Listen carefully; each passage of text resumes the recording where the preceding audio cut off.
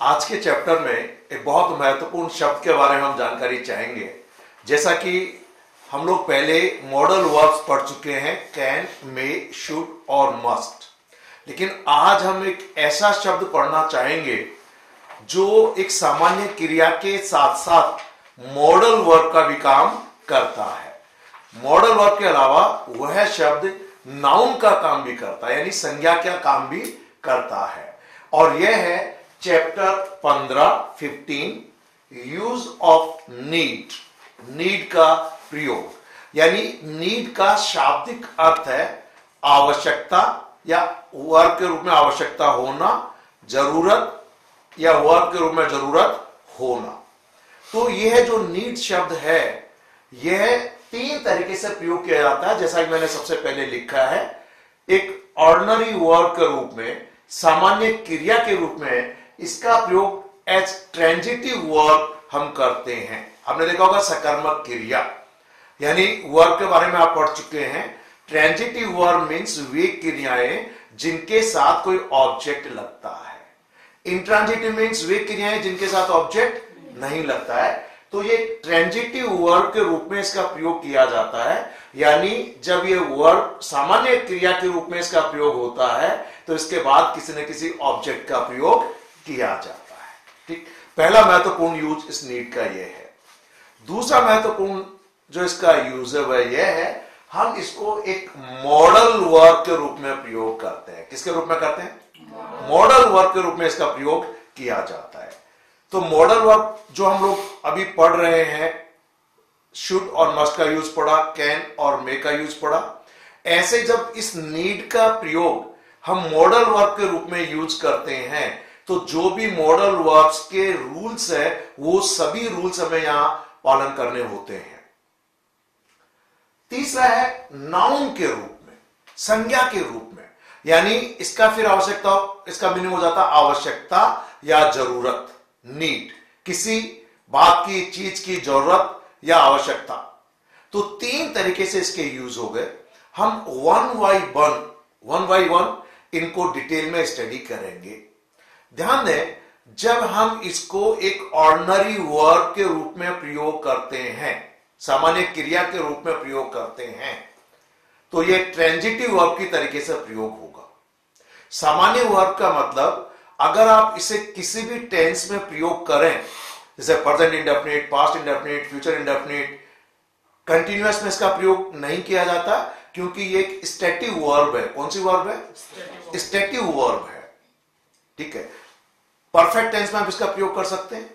जब इसे सामान्य क्रिया के रूप में किसी भी टेंस में इसका प्रयोग करते हैं तो उस टेंस के जो भी रूल्स हैं उन सभी नियमों का हमें पालन करना होता है। जैसे प्रेजेंट इंडेफिनिट का एक बहुत महत्वपूर्ण नियम है कि अगर सब्जेक्ट प्लूरल है तो वर्ब की फर्स्ट फॉर्म, उसके बाद ऑब्जेक्ट।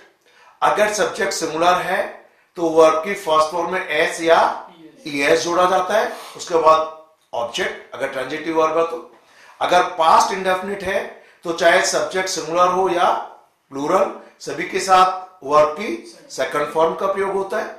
और अगर यह फ्यूचर टेंस है तो विल के बाद या शैल का प्रयोग भी जब हम करते हैं तो शैल और विल के बाद डायरेक्टली वर्ब की फर्स्ट फॉर्म का प्रयोग होता है। तो पहले मैं आपको नीड का प्रयोग सामान्य क्रिया के रूप में समझाना चाहूंगा, और यह समझें कि जब हम इसको एक क्रिया के रूप में प्रयोग करते हैं, ट्रांजिटिव वर्ब के रूप में प्रयोग करते हैं, तो इसके तीन महत्वपूर्ण सेंटेंस स्ट्रक्चर बनते हैं। कितने? तीन। सबसे पहला है subject plus need plus object, यानी आप सब्जेक्ट वर्ब ऑब्जेक्ट। ठीक है, ऑब्जेक्ट में कोई भी नाउन हो सकता है, कोई भी प्रोनाउन हो सकता है। यह ऑब्जेक्ट डायरेक्ट ऑब्जेक्ट भी हो सकता है तो इनडायरेक्ट ऑब्जेक्ट भी हो सकता है। ठीक है, और दूसरी महत्वपूर्ण जो वाक्य संरचना है वह यह है कि हम लोग सब्जेक्ट का प्रयोग, उसके बाद नीड का प्रयोग, और इसके बाद फिर to form of the verb, यानी इंफिनिटिव वर्ब विद टू, यानी टू फॉर्म लगाएंगे इस नीड के तुरंत बाद। और ये बहुत ही महत्वपूर्ण और ग्रामर का एक रूल है, क्योंकि जब हम इसे मॉडल वर्ब के रूप में प्रयोग करते हैं तो नीड के बाद टू फॉर्म का प्रयोग नहीं करते, सीधे तौर पे वर्ब की फर्स्ट फॉर्म लगाते हैं। लेकिन जब हम इसको एक सामान्य क्रिया के रूप में प्रयोग करते हैं तो इसके बाद to form of the verb यानी इंफिनिटिव वर्ब विद टू का प्रयोग करेंगे। लेकिन यदि यह मॉडल वर्ब है तो इंफिनिटिव वर्ब विदाउट टू का प्रयोग करते हैं। ठीक है, तो यह तीसरी वाक्य संरचना आपके सामने है। नंबर 4 पर 3 नंबर जो इसकी वाक्य संरचना है वह यह है कि सब्जेक्ट प्लस नीड और नीड के बाद जेरंड। जेरंड यानी वर्ब की आईएनजी फॉर्म जो किसी नाउन का काम करती है। वर्ब की जब आईएनजी फॉर्म किसी नाउन का काम करे तो हम ऑब्जेक्ट के रूप में जेरंड का प्रयोग करते हैं। किसका प्रयोग करते हैं? जेरंड का प्रयोग करते हैं। ठीक है, तो 3 महत्वपूर्ण वाक्य संरचनाएं बनी, subject plus need plus object. Number 2, subject plus need plus to form of the verb. इस बात पर ध्यान दें, to form of the verb. Number 3, subject plus need plus gerund.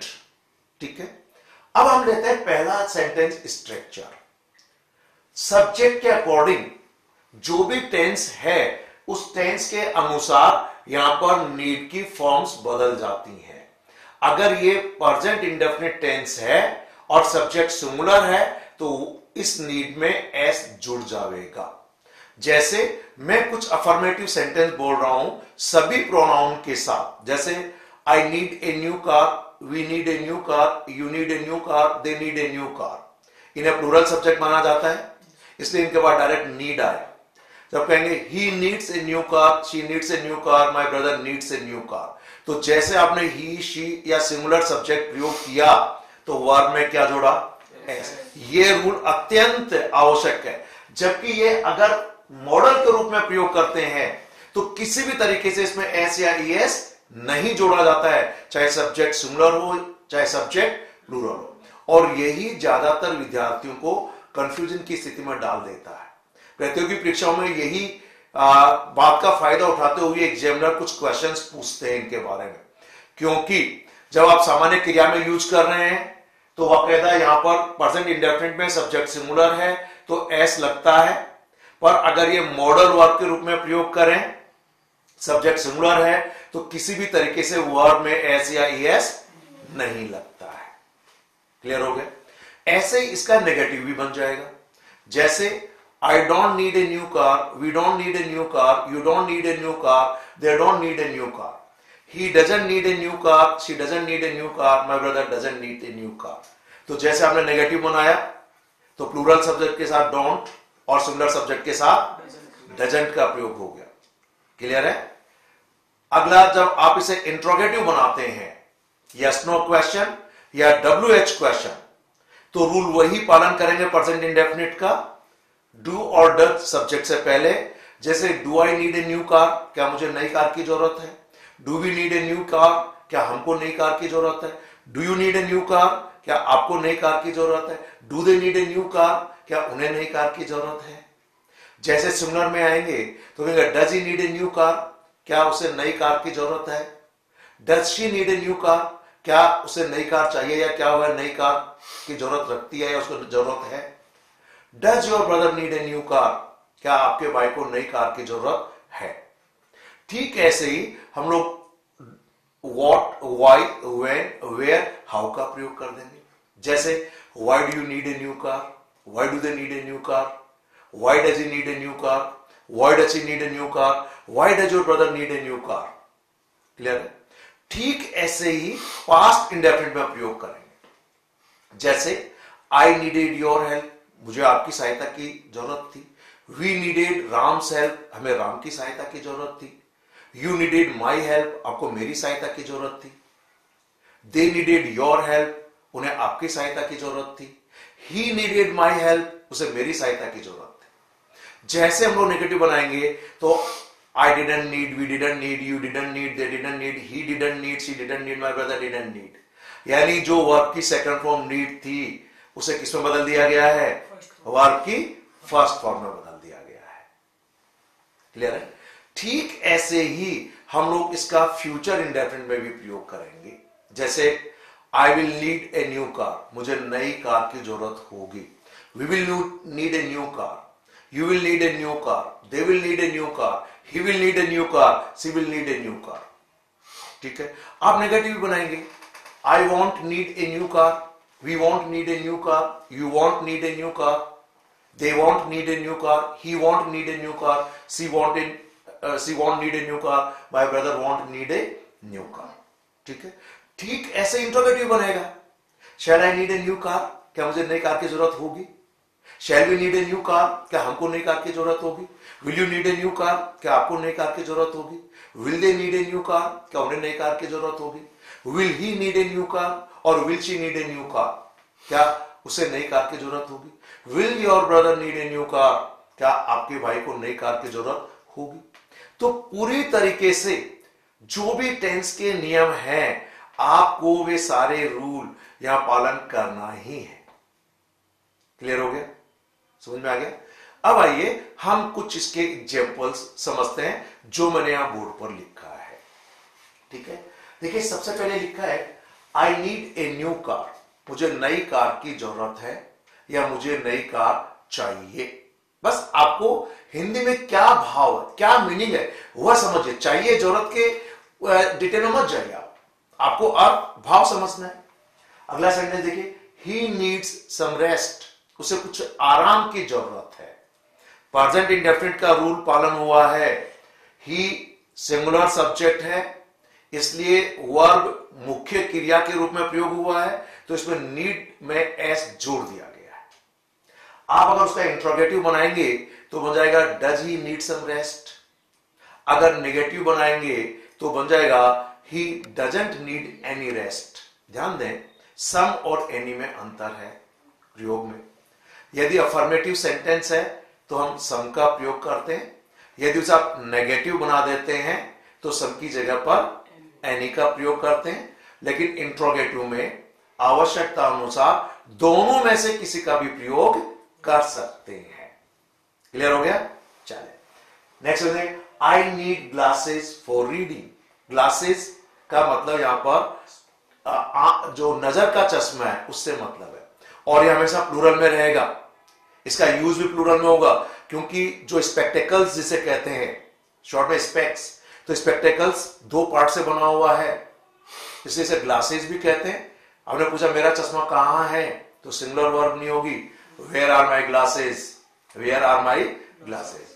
यहां पर मैंने लिखा I need what, glasses for reading, मुझे पढ़ने के लिए चश्मे की जरूरत होती है। ठीक, नेक्स्ट देखिए, आई don't need any advice from you, मुझे आपसे किसी प्रकार की सलाह की जरूरत नहीं है, यानी मुझे आपकी सुझाव आपकी सलाह नहीं चाहिए, यानी मुझे आपकी सुझाव की सलाह की आवश्यकता नहीं है। सो नेगेटिव में है प्रेजेंट इंडेफिनिट का, आई don't need any advice from you, मुझे आपसे कोई सलाह की जरूरत नहीं है। क्लियर? चलिए नेक्स्ट जुमला ये फ्यूचर इंडेफिनिट का इंट्रोगेटिव है। पोलाइटली कुछ जानना चाहते हैं तो दिया हुआ है shall I need to come here again. ध्यान दें, यहां पर ये टू नीड बेसिकली इस वाले सेंटेंस की कैटेगरी का है। ठीक है, तो यहां पर चूंकि नीड के बाद direct to form of the verb आ गया है, तो ये सेकंड कैटेगरी का सेंटेंस है। चलिए आगे आ जाइए, don't go, I might need you और your help, so don't go, I might need you, जाइएगा मत, मुझे आपकी जरूरत हो सकती है। माइट का प्रयोग प्रेजेंट में भी हो सकता है पॉसिबिलिटी के लिए। ठीक, तो जैसे कहा don't go, I might need you, don't go, I might need your presence, मुझे आपकी उपस्थिति की या जरूरत है या आवश्यकता है।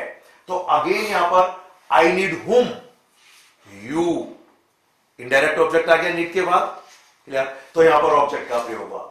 नेक्स्ट आइए, we don't really need a car, हमें हकीकत में कार की जरूरत नहीं है। Means we don't require a car, क्योंकि नीड का मतलब रिक्वायर के सेंस में है। किसके सेंस में? Require. To need means to require somebody and something. ठीक, नेक्स्ट एग्जांपल आइए, her hair needs a wash. ध्यान दें, यहां पर एस लगाना जरूरी है।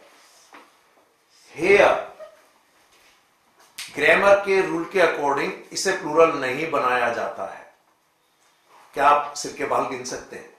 तो हेयर्स कहने की जरूरत नहीं है, और जब प्रयोग करें तो सिमिलर में होगा। हां, आप इसका प्लूरल में कर सकते हैं, जैसे मैं कहूं I have black hair but I also have 3 white hairs. तो वहां गिन सकते हैं 3 सफेद बाल हैं।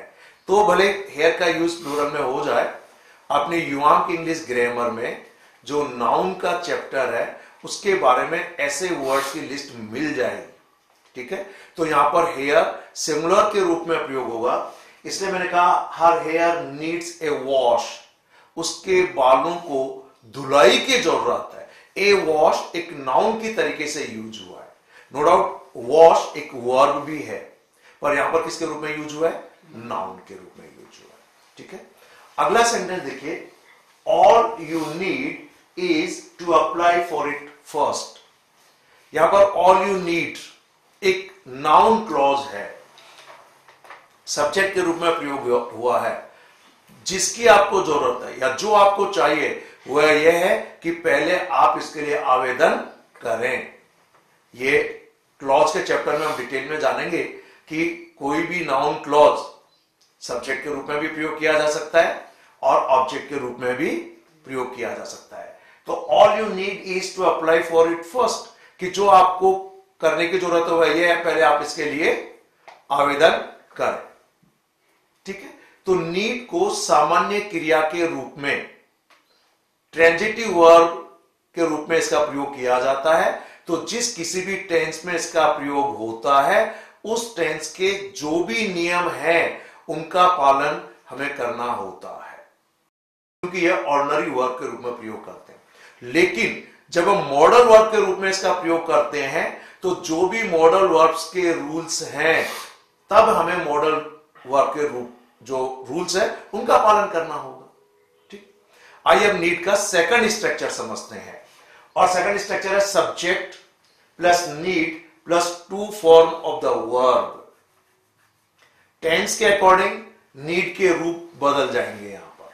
ठीक, यानी अगर प्रेजेंट इंडेफिनिट है, पास्ट इंडेफिनिट है, फ्यूचर इंडेफिनिट में, तो जो भी उन टेंसेस के नियम हैं वे सभी नियम यहां पर पालन किए जाते हैं।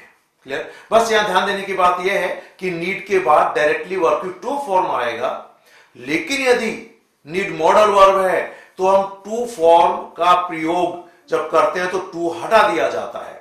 मॉडल में टू फॉर्म नहीं लगाते, डायरेक्टली वर्ब की फर्स्ट फॉर्म विदाउट टू का प्रयोग करते हैं। यहां पर टू लगेगा। आइए कुछ एग्जांपल देखते हैं। He needs to take exam again. So he needs to take the exam again. उसे दोबारा परीक्षा देने की जरूरत है। प्रेजेंट इंडेफिनिट है इसलिए ही के साथ नीड में एस जुड़ा है। So he needs to take the exam again. उसे दोबारा परीक्षा देने की जरूरत है। बोल समझ में आ गया? नेगेटिव बनाएंगे तो क्या बन जाएगा? He doesn't need to take the exam again. जब यस नो क्वेश्चन बनाएंगे तो बताएगा does he need to take the exam again? क्या उसे दोबारा एग्जाम देने की जरूरत है? वाई लगाएंगे, why does he need to take the exam again? उसे दोबारा परीक्षा देने की क्या जरूरत है, क्यों जरूरत है? क्लियर हो गया? तो बाकायदा सभी नियम का जो टेंस है उसका पालन किया जाता है। नेक्स्ट एग्जाम्पल देखिए, you don't need to worry. आपको चिंता करने की जरूरत नहीं है।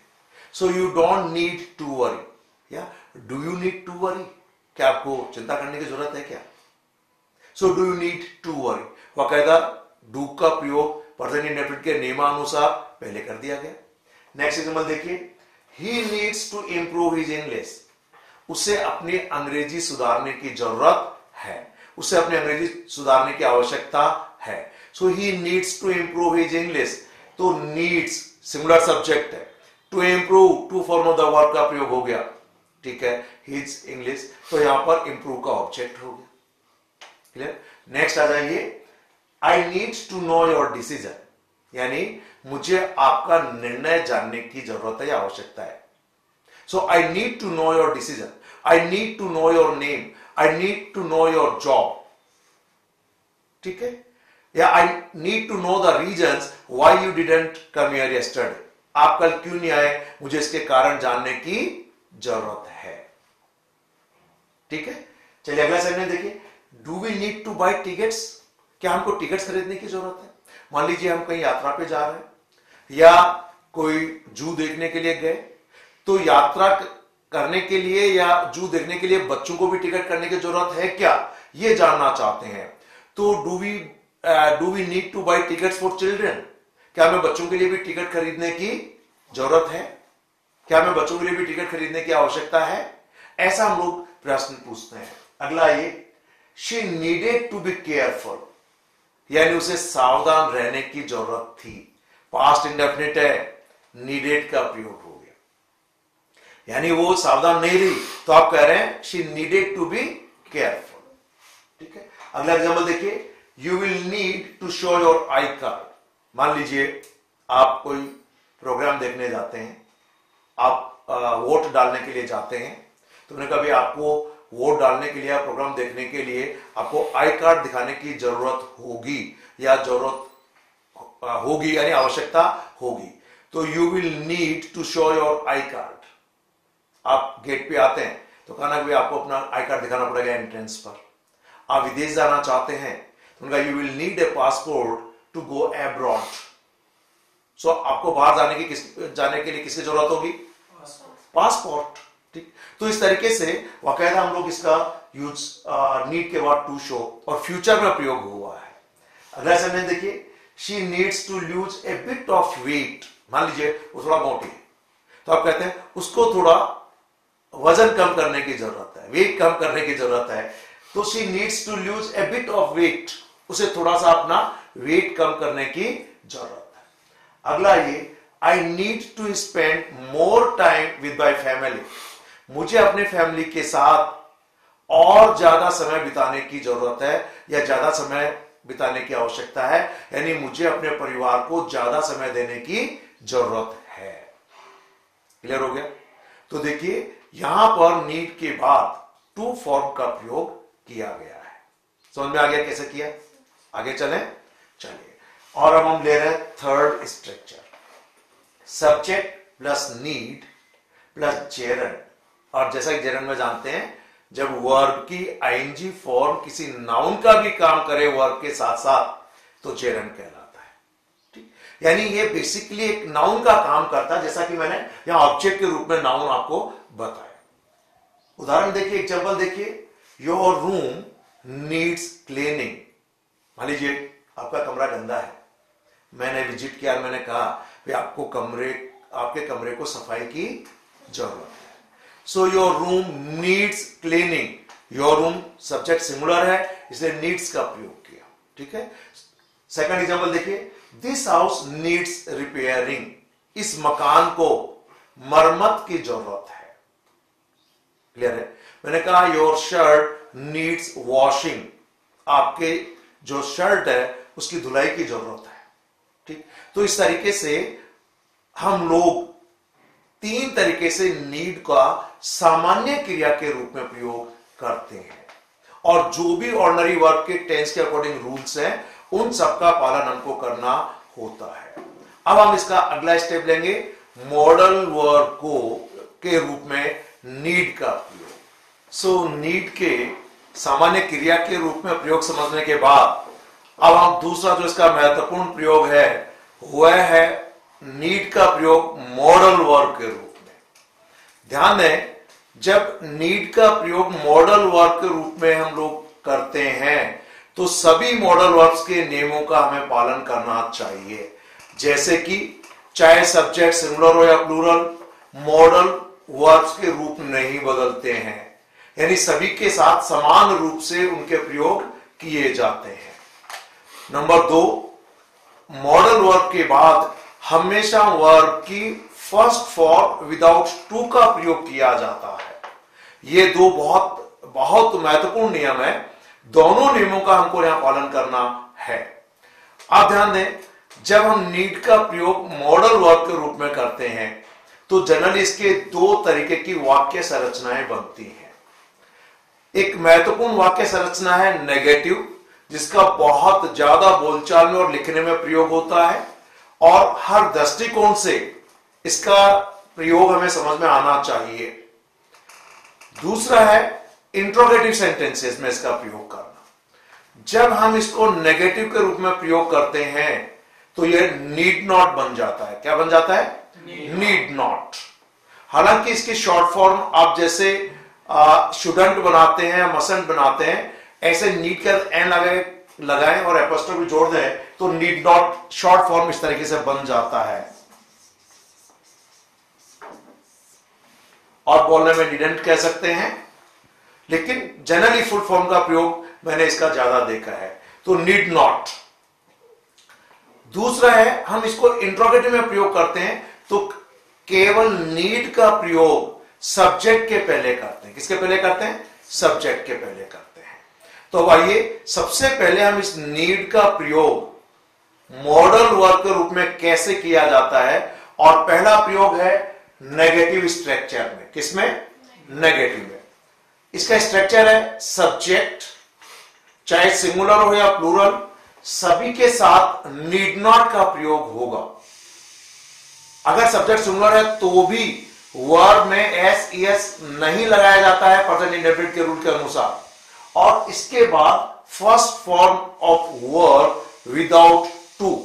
ध्यान दें, प्रतियोगी परीक्षाओं में यह गलती कई बार पूछी जा चुकी है, क्योंकि जब नीड का प्रयोग ऑर्डिनरी क्रिया के रूप में करते हैं तो इसके बाद टू फॉर्म का प्रयोग होता है। जैसे he needs to work hard, उसे कड़ी मेहनत करने की जरूरत है।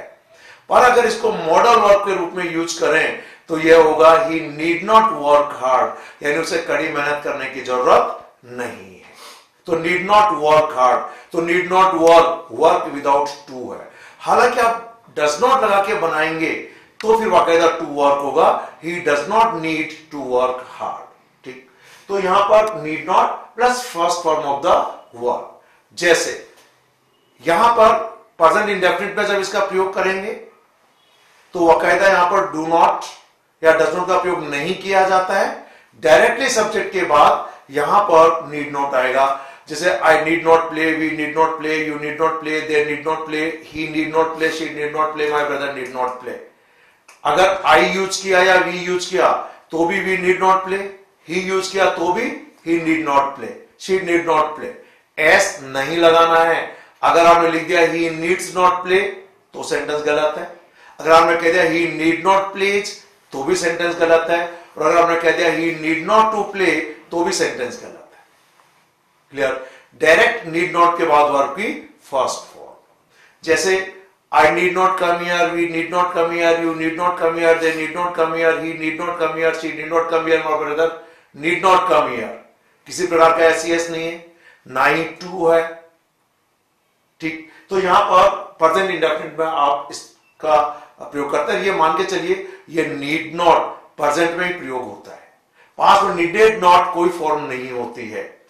हालांकि इसको पास्ट में प्रयोग किया जा सकता है कि कोई कार्य आपको करने की जरूरत नहीं थी, फिर भी आपने वह कार्य कर दिया, तो हम इसका प्रयोग परफेक्ट टेंस के स्ट्रक्चर में, यानी नीड नॉट के बाद हैव और हैव के बाद वर्ब की थर्ड फॉर्म। जैसे कल मान लीजिए आपने फीस जमा की, लेकिन मैंने कहा आपको फीस जमा करने की जरूरत नहीं थी, तो सेंटेंस बनेगा you need not have deposited the fee, you need not have gone there, you need not have bought a car, यानी आपको कार खरीदने की जरूरत नहीं थी।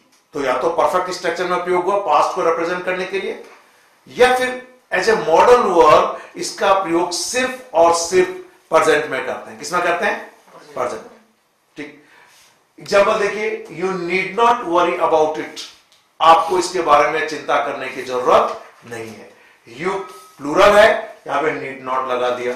एस या किसी भी तरह का यहां टू नहीं है, डायरेक्ट क्या आया है? वरी।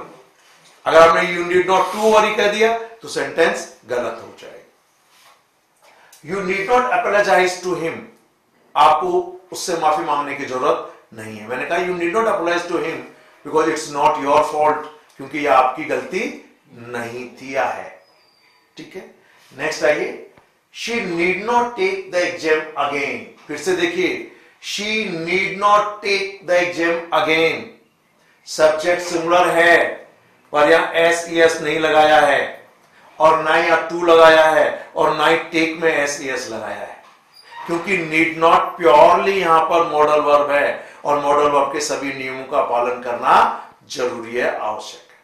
क्लियर? नेक्स्ट देखिए, they need not come here, उन्हें यहां आने की जरूरत नहीं है।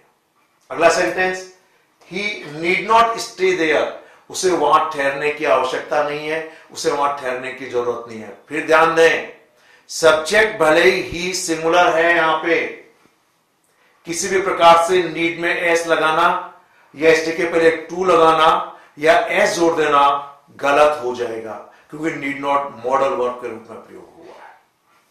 क्लियर हो गया? यह है आपका नेगेटिव में जो भी सेंटेंस प्रेजेंट इंडेफिनिट में आप प्रयोग करते हैं उसके सारे नियम इसके पालन होते हैं, और यहां पर नीड नॉट प्रेजेंट फॉर्म यानी प्रेजेंट में इसका यूज है। इस नीड नॉट जो मॉडल वर्ब है प्रेजेंट में है ये, इसलिए जो भी कैन का, मे में, शुड में, मस्ट में जो नियम है वो लागू होते हैं। ठीक, नंबर 2 पर आ जाइए, इंट्रोगेटिव सेंटेंसेस में नीड का प्रयोग।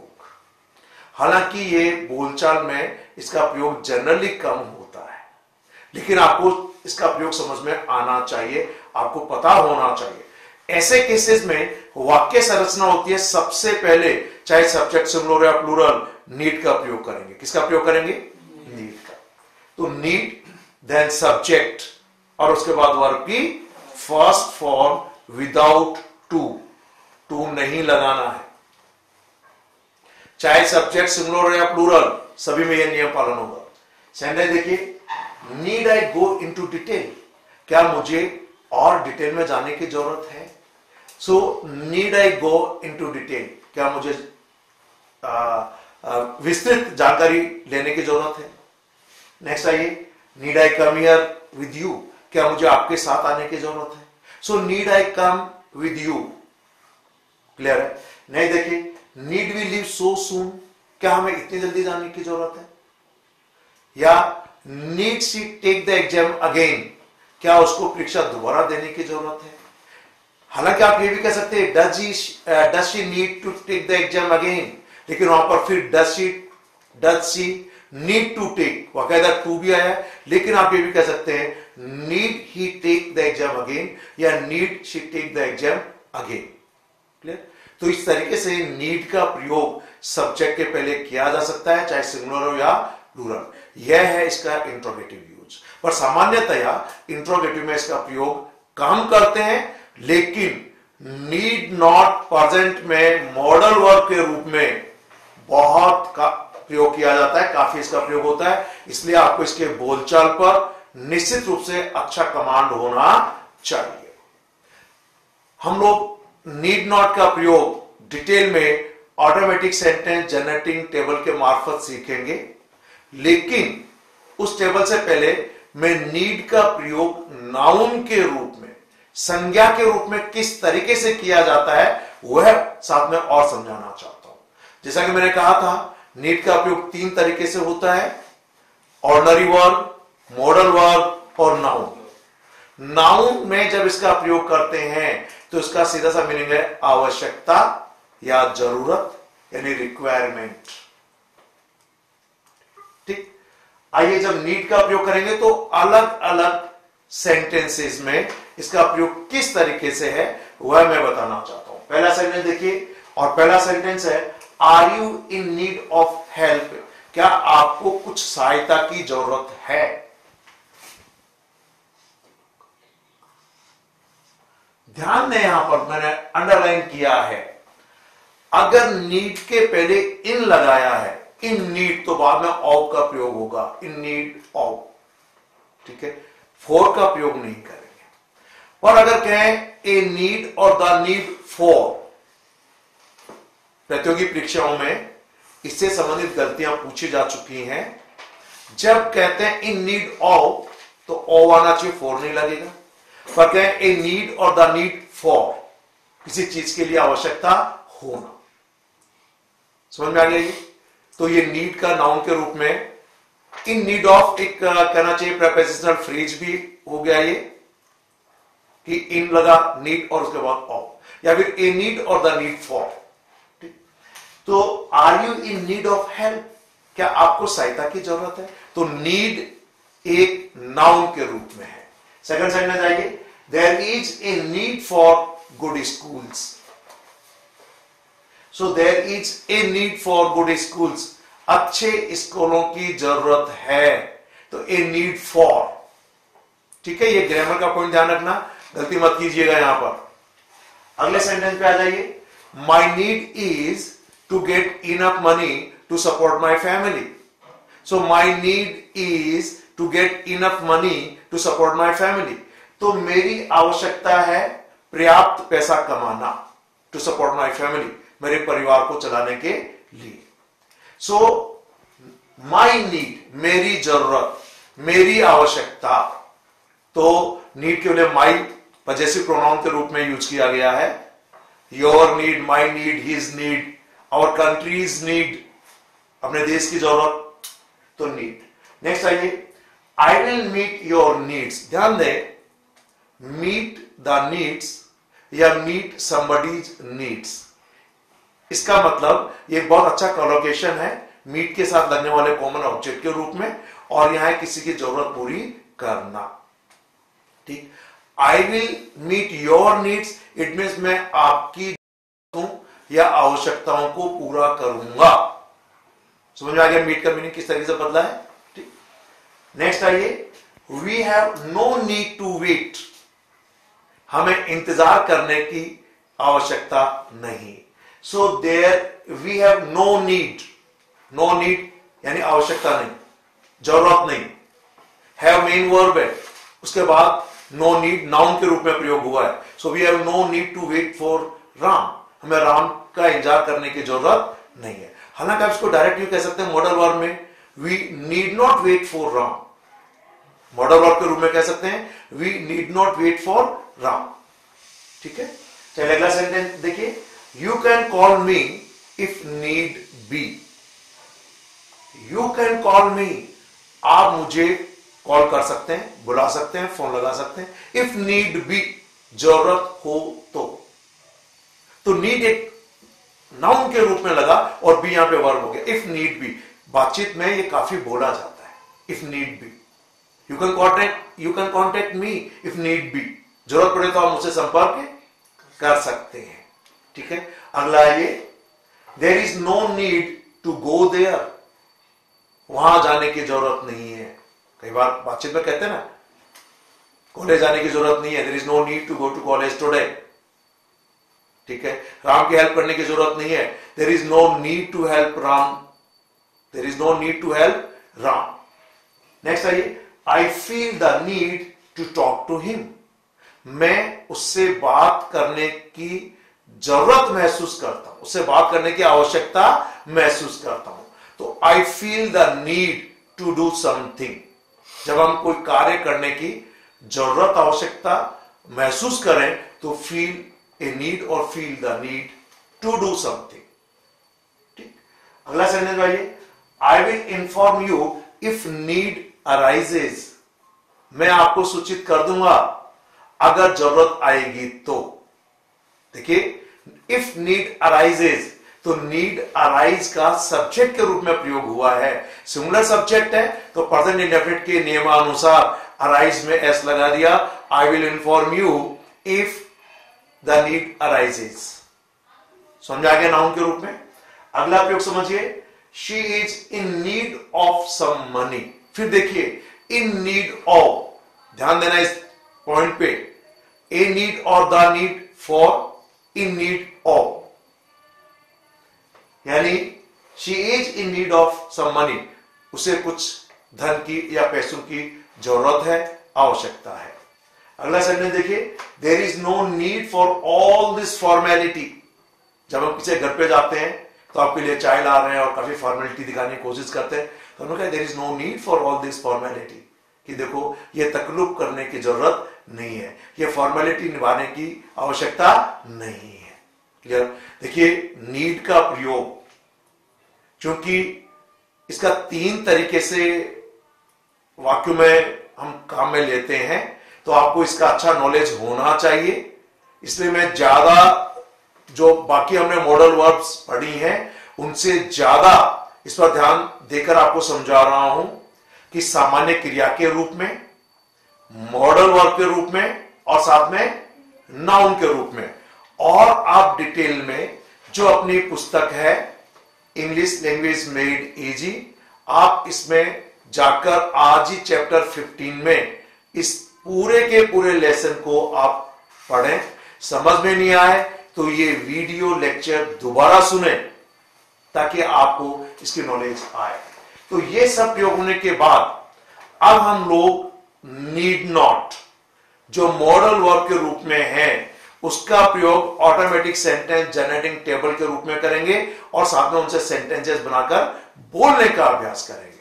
सो नीड के ऑर्डिनरी वर्ब, मॉडल वर्ब और नाउन के रूप में प्रयोग समझने के बाद हम अब ऑटोमेटिक सेंटेंस जनरेटिंग टेबल के मार्फत किस तरीके से नीड का नेगेटिव में प्रयोग यानी नीड नॉट का प्रयोग करते हैं, क्या इनिशिएटर बनते हैं, उनका हम लोग अब अभ्यास करेंगे। तो जैसा कि मैंने कहा, चाहे सब्जेक्ट प्लूरल हो या सिंगुलर, सभी के साथ हम लोग किसका प्रयोग करेंगे, नीड नॉट। और ये सिर्फ प्रेजेंट में प्रयोग होता है। किसका प्रयोग होता है, प्रेजेंट में प्रयोग होता है। यानी वर्तमान समय में हमें कोई कार्य करने की जरूरत नहीं है या कार्य करने की आवश्यकता नहीं है। और इनिशिएटर्स बोलेंगे I need not, we need not, you need not, they need not, he need not, she need not, my brother need not. Come on. I need not, we need not, you need not, they need not, he need not, she need not, my brother need not। यानी इतनी बार बोलिए कि ही और she के साथ किसी भी हालत में नीड्स नॉट नहीं होना चाहिए, यानी किसी भी तरीके का एस या एस नहीं लगना चाहिए। और इसी तरह फिर बोलेंगे I need not, we need not, you need not, they need not, he need not, she need not, my brother need not. Come on. I need not, we need not, you need not, they need not, he need not, she need not, my brother need not। अब कुछ विद्यार्थी one by one सिर्फ initiator बोल के बताइए। कम on. I need not, we need not, you need not, they need not, he need not, she need not, my brother need not। Come on Subhash, आप बोल के बताइए। I need not, we need not, you need not, they need not, she need not, she need not, my brother need not। Come on next. I need not, we need not, you need not, they need not, he need not, she need not, my brother need not। Come on Sunil.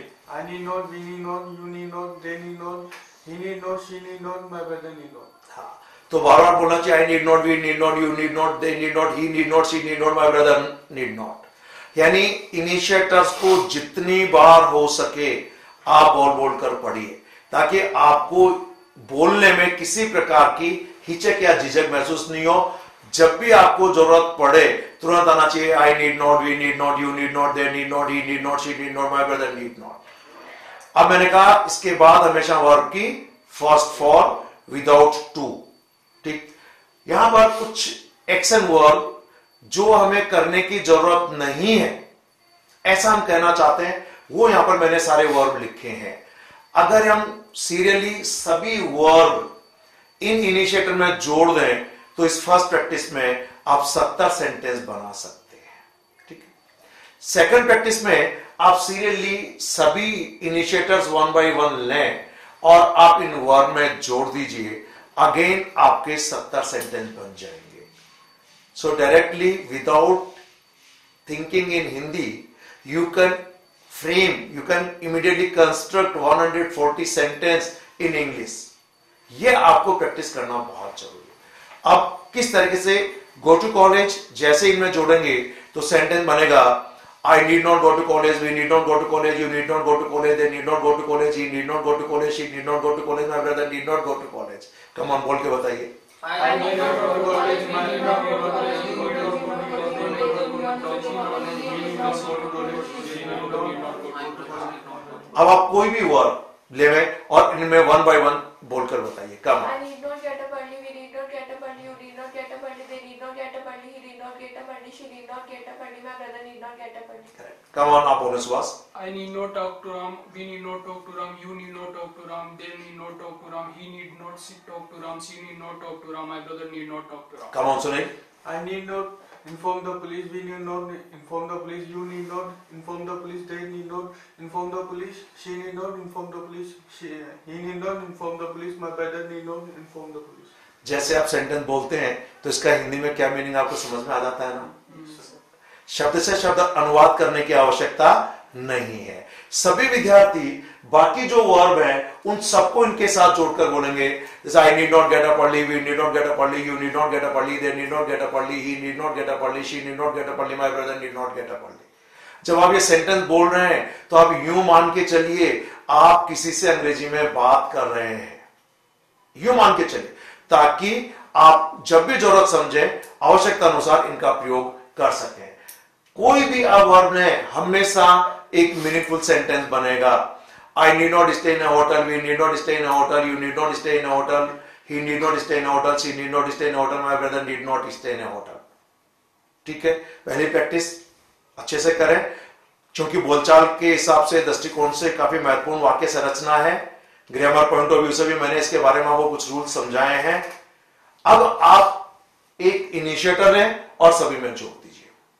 ठीक है, जैसे मैं 1 bye 1 बोल रहा हूं, आप लोग मेरे बाद रिपीट करेंगे, मैं साथ में आपको हिंदी में इसका अर्थ भी समझाऊंगा। ठीक है, I need not go to college. I need not go to college. I need not pay penalty. I need not pay penalty. I need not get up early. I need not get up early. I need not stay in a hotel. I need not stay in a hotel. I need not inform the police. I need not inform the police. I need not attend the seminar. I need not attend the seminar. I need not talk to Ram. I need not talk to Ram. I need not come here again. I need not come here again. I need not discuss the matter now. I need not discuss the matter now. I need not deposit the bill. I need not deposit the bill. कोई भी verb ले लीजिए। ठीक ऐसे heal है, S yes नहीं लगाना है और सेंटेंस बनेंगे he need not go to college, He need not go to college. He need not pay penalty, He need not pay penalty. He need not get up early, He need not get up early. he need not stay in a hotel, He need not stay in a hotel. he need not inform the police, He need not inform the police. he need not attend the seminar, He need not attend the seminar. he need not talk to Ram, He need not talk to Ram. he need not come here, He need not come here. means he need not come here tomorrow, tomorrow लगा हुआ है, तो he need not come here tomorrow, He need not come here tomorrow. he need not discuss the matter now, He need not discuss the matter now. he need not deposit the bill। He need not deposit the bill. आप 1 bye 1 कोई भी initiator लें और कुछ विद्यार्थी बोल के बताएं, ताकि बाकी विद्यार्थी भी उसी तरीके से इनसे सेंटेंस बनाकर बोलने का अभ्यास कर सके। Come on. We need not go to college, we need not pay penalty, we need not get up early, we need not stay in a hotel, we need not inform the police, we need not attend the seminar, we need not talk to Ram, we need not come here tomorrow, we need not discuss the matter now, we need not deposit the bill. Come on, next। You need not go to college, you need not pay penalty, you need not get up early, you need not stay in a hotel, you need not inform the police, you need not attend the seminar, you need not talk to Ram, you need not come here tomorrow, you need not discuss the matter, you need not deposit the bill. हाँ, देखिए आपने जो भी sentence बनाए ना, ये सारे sentence सही हैं। ये जो अपनी बुक में इंग्लिश लैंग्वेज मेड इजी में जो हमने टेबल्स दी हैं, ये इस तरीके से बनाई है कि आप किसी भी इनिशिएटर को राइट साइड के एक्शन पार्ट में दी हुई क्रिया से जोड़ दें तो हमेशा एक मीनिंगफुल सेंटेंस बनेगा। बस आप इनको सेंटेंसेस बनाएं और बोलने का अभ्यास करें। कम ऑन सुनील, आप बोल के बताएं। They need not go to college, they need not pay penalty, they need not get up early, they need not stay in a hotel, they need not inform the police, they need not attend the seminar, they need not talk to Ram, they need not come here tomorrow, they need not discuss the matter, they need not deposit the bill. Correct. देखिए ये practice ज्यादा जरूरी है, क्योंकि आप जब इन्हें जोड़ते हैं तो इनके जो जंक्शंस है, आप इनके बाद अलग अलग तरीके के लेटर से शुरू होने वाले शब्दों का प्रयोग करते हैं, तो उनका जो जोड़ है, जंक्शन है, उस पर आपको अच्छा नियंत्रण तभी बनेगा जब आप ऐसे सेंटेंस बनाकर बोलें। पहली प्रैक्टिस में आप चूंकि नीड नॉट गो सभी में बोले थे not go not go not go, क्योंकि सभी में not go not go not go not go, पर जैसे हम बोलते हैं नॉट गो, नॉट पे, not gate, not stay, not inform, not attend, not talk, not come, not discuss, not deposit, तो अलग इनिशिएट जंक्शन बनने की नहीं बन रहे। तो आपको ये सेकंड प्रैक्टिस ज्यादा जरूरी है ताकि आपको शब्दों को जोड़ पर भी अच्छा नियंत्रण आप प्राप्त कर सके। क्लियर? तो देखिए इसी के साथ जो नीड के महत्वपूर्ण यूज है ये समाप्त होते हैं और ये chapter 15 English language made easy में जाकर आप डिटेल में स्टडी करें। Thank you very much, have a nice day.